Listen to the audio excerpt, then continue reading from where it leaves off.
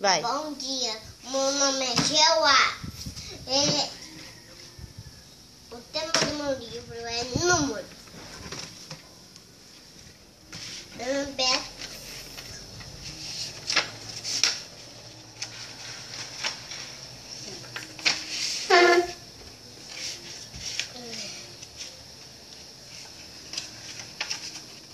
Hugo, comprei um carrinho. Celina, comprei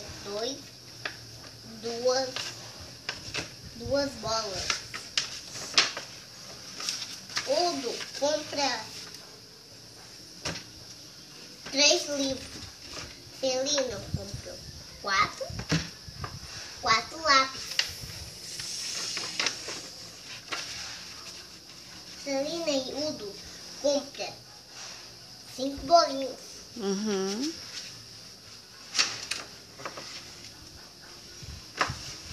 Celina e Hugo compra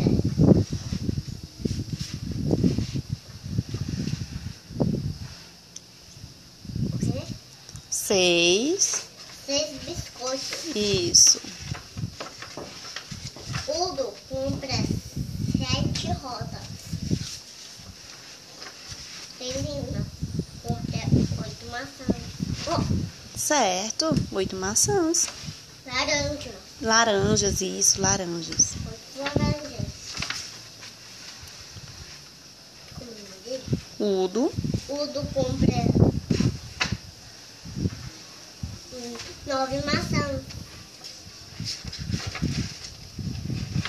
Celina compra 10 balões. E por final eles vão sair e...